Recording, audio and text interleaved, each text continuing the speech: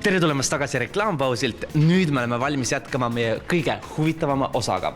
Nimelt oleme Intersalonis ja meil on täna juuksuriks vanem juuksurmeister stilist Evelin. Tere.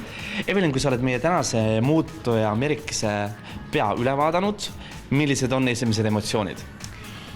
Jah, emotsioonid on need, et kindlasti me üritame... Vaatan, su käeketid lähevad väga hästi juuksevärviga kokku. Spetsiaalselt valisid? Spetsiaalselt. Et üritame teha natukene heledamaks. Ma loodan, et see meil õnnestub. Evelin, millised on sellised tehnilised või taktikalised liigutused, mida me peaksime ette võtma? Tehniliselt me hakkame juukseid blondeerima, valgendama. Ja et siis saaksime kanda selle heledama soovitud värvi peale? Jah, just.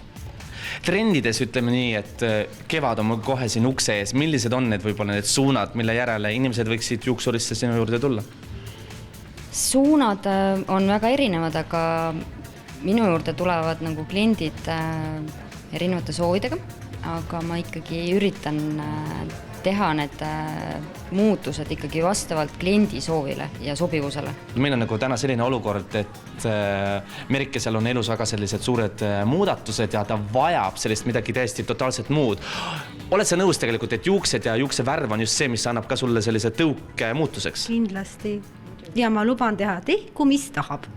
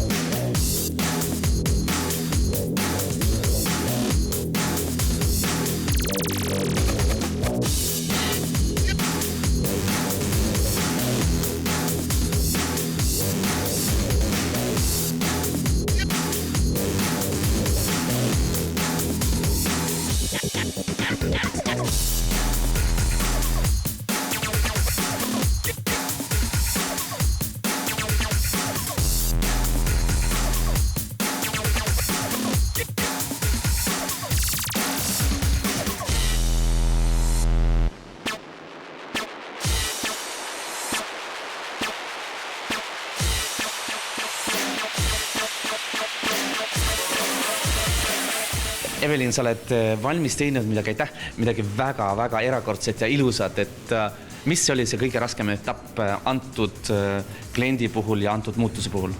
Kõige raskem oli see värvi eemaldamine. Ma nii väga lootsin, et see värv tuleb maha sealt, et on olnud juhuseid, kus ei tule mitte midagi maha. Et ta jääb täpselt samasse tooni, mis ta on, et siin meil õnnestus see tõesti. Ja kui teil on soov saada ilusamaks ja et kõik need juuksuri tooli istumised alati õnnestuksid, tulge aga muud kui Intersaloni ja Evelin ootab teid lahke 2 käega ja kõik teie unistused on, ma arvan, sinu selline suur unistus. Täita need unistused. Absoluutselt. Nii, aga meie igal juhul liigume siit juba järgmise etappi juurde ja kohe saame näha, millised on need kõige lähedamad meigi ja trendisuunad ja kui palju sa üldse Merike ennast igapäevaselt meigid? Mina peab korra kuus võib-olla ripsmed, jaa.